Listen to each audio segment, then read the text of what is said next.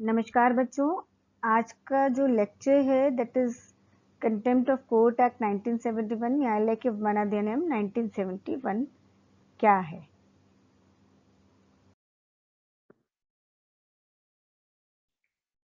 नमस्कार बच्चों, आज मैं आपको कंटेम्प्ट ऑफ कोर्ट के बारे में पढ़ाऊंगी। एक्चुअली जो आपका प्रोफेशनल एथिक्स का पेपर है उसमें एक बहुत इंपॉर्टेंट क्वेश्चन होता है कि कंटेम्प्ट ऑफ कोर्ट से आप क्या समझते हैं। जनरली जो आपका वाइवा होता है उसमें कंटेम्प्ट ऑफ कोर्ट से रिलेटेड क्वेश्चन जरूर रहता है। कंटेम्प्ट ऑफ कोर्ट का सबसे पहले तो आप इसका एक्ट का नाम याद रखिएगा, कंटेम्प्ट ऑफ कोर्ट एक्ट 1971, न्यायालय अवमानना अधिनियम 1971।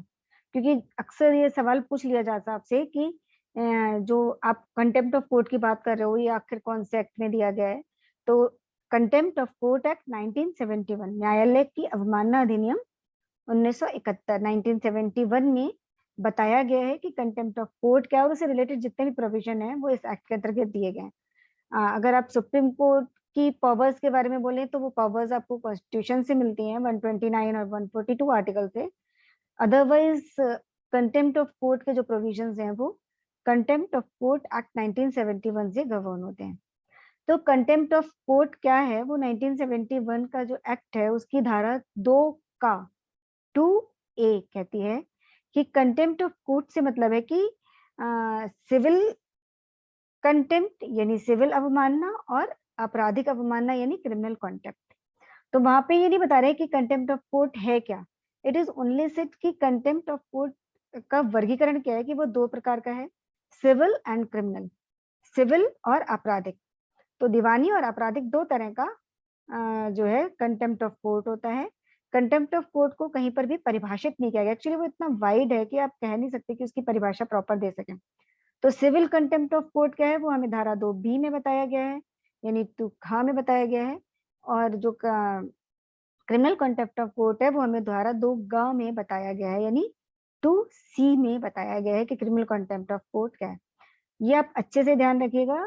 कंटेम्प्ट ऑफ कोर्ट कितने प्रकार का है? 2 प्रकार का है, सिविल कॉन्टेम्प्ट, क्रिमिनल कॉन्टेम्प्ट, जो सेक्शन 2A में बताया गया है। कंटेम्प्ट ऑफ कोर्ट एक्ट 1971 न्यायालय अवमानना अधिनियम 1971 की धारा 2 में बताया गया है कि कंटेम्प्ट ऑफ कोर्ट 2 प्रकार का होता है। ठीक है, अब सिविल अवमानना किसे कहते हैं? सीधे आपसे दूसरा सवाल आता है कि अच्छा ठीक है 2 प्रकार का है तो सिविल अवमानना से आपका तात्पर्य क्या है? अब सिविल अवमानना में क्या आता है? सिविल अवमानना को धारा 2 यानी 2B में बताया गया है। इसके अनुसार किसी न्यायालय के निर्णय, आदेश, डिक्री, रिट अथवा अन्य आदेशिका की जानबूझकर अवहेलना करना, मतलब wilful disobedience to any judgment, decree, writ, direction, order और other proceedings process of court, उसकी हम अवहेलना कर रहे हैं, हम विलफुल डिसोबीडियंस कर रहे हैं किसी कोर्ट के ऑर्डर की, तब ये माना जाएगा कि हम सिविल कंटेम्प्ट ऑफ कोर्ट कर रहे हैं। इसके अलावा सेकंड क्या है? न्यायालय में दिए गए परिवचन का जानबूझकर भंग करना, यानी wilful breach of an undertaking given to the court. मतलब हमने कोर्ट में जो अंडरटेकिंग दी है, जो परिवचन दिया है कि हम ऐसा करेंगे, हम उस कार्य को पूरा नहीं करते हैं तो भी ये कंटेम्प्ट ऑफ कोर्ट में आएगा। यानी सिविल कंटेम्प्ट ऑफ कोर्ट 2 तरह से हो रहा है। एक कि हमने न्यायालय ने कोई आदेश दिया है, कोई रिट जारी की है, कोई ऑर्डर दिया है, हम उसका विलफुल डिसोबीडियंस कर रहे हैं, मतलब हमसे जबरदस्ती करा गया, हमें पता ही नहीं कि न्यायालय ने कोई ऑर्डर दिया है। इन दैट केस हमें छूट मिल सकती है। लेकिन हम जानबूझ के न्यायालय के किसी आदेश का वो कर रहे हैं, उल्लंघन कर रहे हैं, या हमने न्यायालय में कोई एक वचन दिया उसको हम जानबूझकर तोड़ रहे हैं, हम उसको पालन कर सकते थे लेकिन फिर भी हम उसको तोड़ रहे हैं, in that case it is called civil contempt, यानी सिविल अवमानना कहलाएगा। क्रिमिनल कॉन्टेम्प्ट क्या होता है? आपराधिक अवमानना धारा 2C यानी 2 में बताई गई है। इसमें प्रकाशन होता है, पब्लिकेशन। कैसे?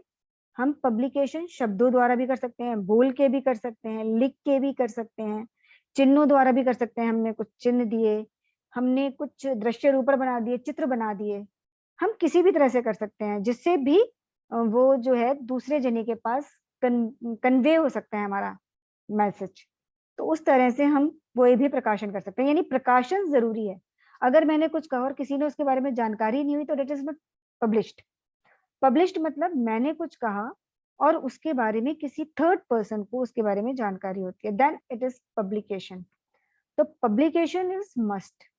पब्लिकेशन होना चाहिए जिसका परिणाम क्या होना चाहिए कि न्यायालय को कलंकित करता हो। जो हमने पब्लिकेशन करा है वो न्यायालय को कलंकित करता है, यानी स्कैंडलाइज द कोर्ट और tends to scandalise the court, मतलब न्यायालय को कलंकित करता है या करने की प्रवृत्ति रखता है। तो हम कहेंगे कि ये जो है आपराधिक अवमानना है। इसके अलावा वो न्यायालय की शक्ति या प्राधिकार, जो न्यायालय का जो शक्ति है, जो उसकी अथॉरिटी है, उसको हम कम करता है या कम करने की प्रवृत्ति, जो हमने पब्लिकेशन करा है उसकी बात हो रही है। जो हमने पब्लिकेशन करा है वो न्यायालय को कलंकित कर रहा है या कलंकित करने की प्रवृत्ति रख रहा है, मतलब उसको स्कैंडलाइज कर रहा है, या उसको जो शक्ति है, उसका जो प्राधिकार है, उसको अथॉरिटी ऑफ द कोर्ट को कम कर रहा है, लोअर कर रहा है, लो कर रहा है, तो भी माना जाएगा कि हम आपराधिक अवमानन कर रहे हैं। इसके अलावा न्यायालय प्रक्रिया के सम्यक अनुक्रम को क्षति पहुंचाकर अथवा हस्तक्षेप करता हूं, मतलब जो न्यायालय में प्रोसीडिंग्स चल रही है उसको वो क्षति पहुंचा रहा है, उसमें हस्तक्षेप कर रहा है, न्यायालय की प्रोसीडिंग्स को चलने नहीं दे रहा है, तब हम कहेंगे कि दैट इज क्रिमिनल कॉन्टेक्ट। चलने नहीं दे रहा है, ऐसी प्रवृत्ति रखता है जिससे वो ना चल पाए। मतलब आज की डेट में न्यायालय में अगर कोई प्रोसीडिंग्स नहीं चल रही है और आज की डेट में कोई प्रकाशन होता है तो दैट इज नॉट कि वो हम आपराधिक अवमान कर रहे हैं। कोर्ट में प्रोसीडिंग चल रही है एंड दैट टाइम हम कुछ ऐसा कहते हैं जिससे कि उस प्रोसीडिंग्स में कोई अफेक्ट पड़ता है, उस प्रोसीडिंग्स में व्यवधान पड़ता है या वो व्यवधान डालने की प्रवृत्ति रखता है, तो ये माना जाएगा कि वो जो है आपराधिक अवमानना है। इसके अलावा हम किसी भी अन्य तरीके से न्यायालय का जो प्रशासन है, जो एडमिनिस्ट्रेशन है, उसमें हस्तक्षेप करते हैं या हम कोई ऐसा प्रकाशन करते हैं जिससे उस एडमिनिस्ट्रेशन में हस्तक्षेप उत्पन्न हो या हो सकता है, तो भी वो आपराधिक अवमानना की श्रेणी में आएगा। तो सिविल अवमानना मतलब कोर्ट ने कोई आदेश दिया है, हम उसकी अवहेलना कर रहे हैं, चाहे वो ऑर्डर है, चाहे प्रोसीडिंग्स, मतलब जो उन्होंने जजमेंट दिया है, कोई डिक्री पारित की है, हम उसकी अवहेलना कर रहे हैं, या हम न्यायालय में जो वचन दे रहे हैं उसको हम जानबूझ के, विलफुल डिसोबीडियंस है, दोनों में विलफुल डिसोबीडियंस कर रहे हैं, या फिर तो ये हमारा सिविल कॉन्टेक्ट हो जाएगा 2B में, 2 में।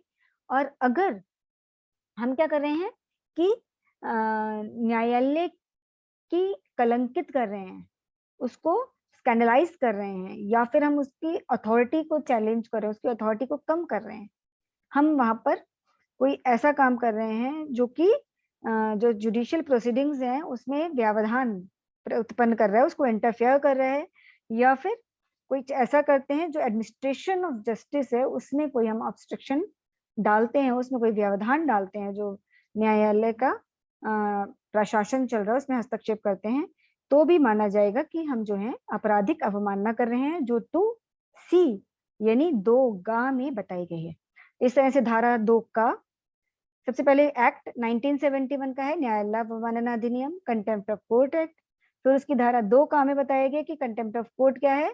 कंटेम्प्ट ऑफ कोर्ट के बारे में नहीं बताया गया कि क्या है, बस ये बताया कि वो 2 प्रकार का होता है, सिविल कॉन्टेम्प्ट और क्रिमिनल कॉन्टेम्प्ट। अब क्रिमिनल और सिविल कॉन्टेम्प्ट क्या है ये हमने फिर आगे डिफाइन कर दिया।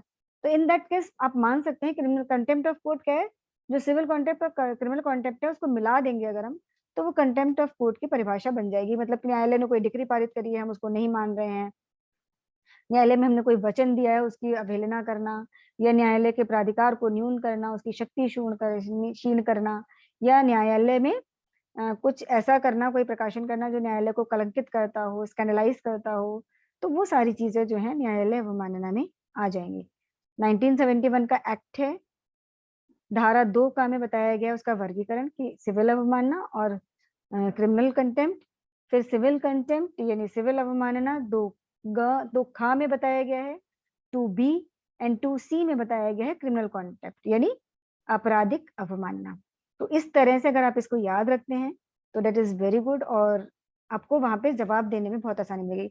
अगर आप वहां पे इस तरह से जवाब देते चले जाएंगे, पेपर भी कभी रिटर्न होता है, तो अगर पेपर में आप इस तरह से इसको लिखते हैं तो that is a very good answer कि आप पूरी चीजें उसमें दे रहे हैं। नेक्स्ट लेक्चर में मैं अभी आपको बताऊंगी कि कौन कौन से इसमें केसेस हैं जो बहुत ही इंपॉर्टेंट है कंटेम्प्ट ऑफ कोर्ट को लेकर के। Thank you.